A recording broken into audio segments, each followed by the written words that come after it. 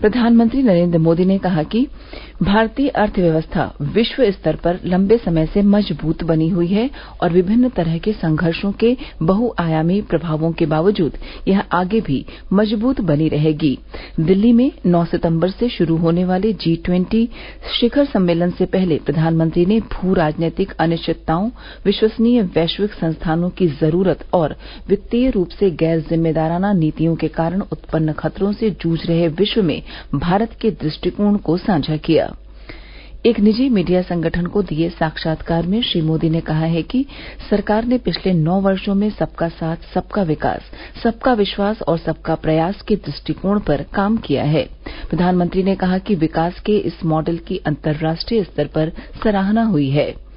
G20 शिखर सम्मेलन के लिए भारत के दृष्टिकोण का उल्लेख करते हुए प्रधानमंत्री ने कहा कि जब भारत ने G20 शिखर सम्मेलन के लिए अपना एजेंडा पेश किया तो सभी ने इसका स्वागत किया। प्रधानमंत्री ने कहा कि G20 के लिए हमारा आदर्श वाक्य वसुधैव कुटुम्बकम G20 अध्यक्षता के प्रति हमारे दृष्टिकोण को उपयुक्त रूप से रेखांकित करता है। उन्होंने कहा कि भारत के लिए पूरा विश्व एक परिवार की तरह है। श्री मोदी ने कहा कि किसी भी परिवार में प्रत्येक सदस्य का भविष्य हर दूसरे सदस्य के साथ गहराई से जुड़ा होता है। इसीलिए जब हम एक साथ काम करते हैं तो हम एक साथ प्रगति करते हैं, किसी को पीछे नहीं छोड़ते। श्री मोदी ने इस बात पर प्रकाश डाला कि जब भारत ने G20 के लिए अपना एजेंडा रखा तो इसका सार्वभौमिक रूप से स्वागत किया गया, क्योंकि हर कोई जानता था कि भारत वैश्विक मुद्दों के समाधान खोजने में मदद करने के लिए अपना सक्रिय और सकारात्मक दृष्टिकोण लाएगा। प्रधानमंत्री नरेंद्र मोदी ने केवल 4 वर्षों में नल से जल कनेक्शन की संख्या 3 करोड़ से बढ़कर 13 करोड़ होने पर लोगों को बधाई दी है। एक सोशल मीडिया पोस्ट में श्री मोदी ने कहा कि जल जीवन मिशन लोगों को स्वच्छ जल उपलब्ध कराने और जीवन में आसानी तथा सार्वजनिक स्वास्थ्य बढ़ाने में एक मील का पत्थर साबित हो रहा है। प्रधानमंत्री ने प्रदेश के झांसी में जल संरक्षण और भूजल स्तर को बढ़ाने के लिए जन भागीदारी के माध्यम से किए जा रहे प्रयासों की भी सराहना की। वाराणसी में 13 और 14 सितंबर को G20 sustainable finance working group की बैठक प्रस्तावित है। यह G20 बैठक वित्त मंत्रालय की तरफ से आयोजित हो रहे सस्टेनेबल फाइनेंस वर्किंग ग्रुप की 4थी बैठक होगी। बैठक में हिस्सा लेने के लिए डेलीगेट्स 12 सितंबर को वाराणसी पहुंचेंगे। अतिथियों के लिए काशी की संस्कृति पर आधारित सांस्कृतिक कार्यक्रम आयोजित किए जाएंगे। बैठक में G20 के सदस्य देशों, अतिथि देशों, विभिन्न अंतर्राष्ट्रीय संगठनों के 90 से अधिक प्रतिनिधि और भारत सरकार के वरिष्ठ अधिकारी हिस्सा लेंगे। कृषि शिक्षा और अनुसंधान मंत्री सूर्य प्रताप शाही ने नई शिक्षा नीति को लेकर प्रदेश के कृषि विश्वविद्यालयों के वर्तमान परिदृश्य और भविष्य की रणनीति को लेकर कल लखनऊ में उच्च स्तरीय बैठक को संबोधित किया।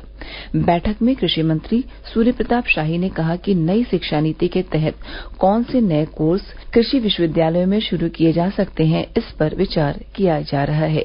नई राष्ट्रीय शिक्षा नीति 2020 घोषित हुई और उसके भीतर विश्वविद्यालयों में आम पाठ्यक्रम के साथ साथ कौशल विकास, सामाजिक दायित्व और कर्तव्य बोध के साथ साथ विभिन्न प्रकार के नए कोर्सों को चला करके एक सक्षम और योग्य नागरिक बनाया जाना है। इस दृष्टि से कृषि क्षेत्र के भीतर जो हमारे कृषि विश्वविद्यालय हैं, उनके किस प्रकार के पाठ्यक्रम निर्धारित किए जाएं, कौन कौन से नए कोर्सेज शुरू किए जाएं, ये सारी संभावनाओं पर विचार विमर्श करने के लिए आज ये कार्यशाला हमारे जो सभी 5 कृषि विश्वविद्यालय उत्तर प्रदेश के हैं, एक कृषि विश्वविद्यालय हमारा केंद्रीय विश्वविद्यालय रानी लक्ष्मीबाई है, इस विचार विमर्श को शामिल किया गया है और उनके सुझाव आमंत्रित होंगे।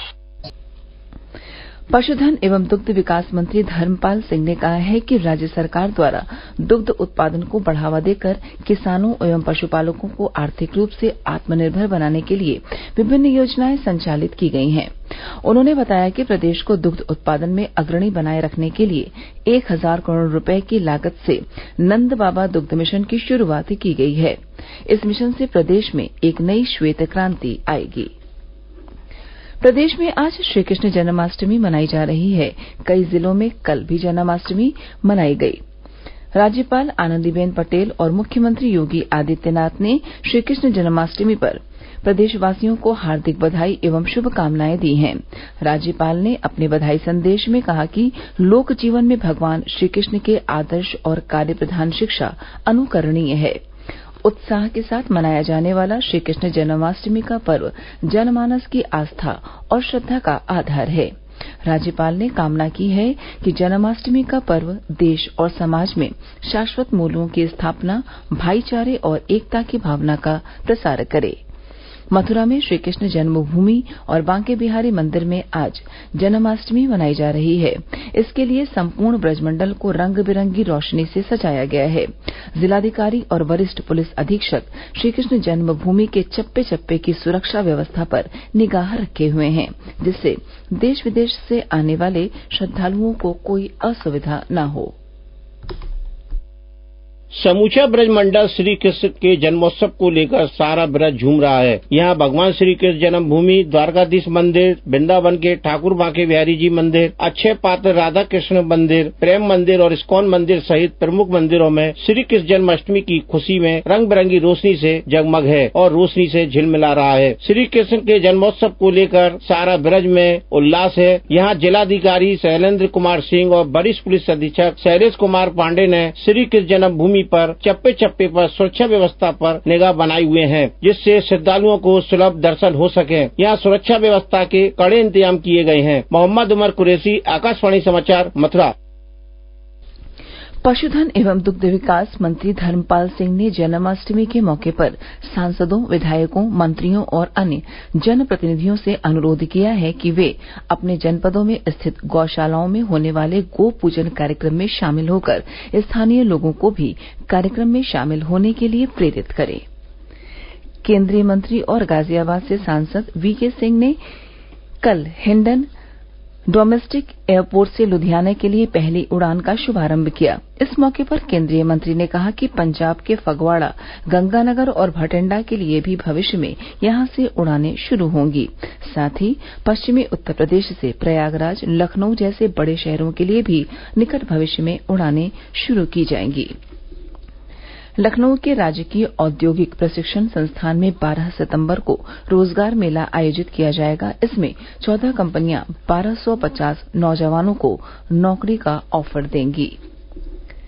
लखनऊ मंडल के कुसुम्भी रेलखंड पर तीसरी लाइन का नॉन इंटरलॉकिंग काम आज से 11 सितंबर तक होगा। इस दौरान गोरखपुर से कुसुम्भी के बीच ट्रेनों का संचालन प्रभावित रहेगा। वहीं 11 सितंबर को स्पीड ट्रायल के दौरान तीसरी लाइन पर संचालन शुरू हो जाएगा।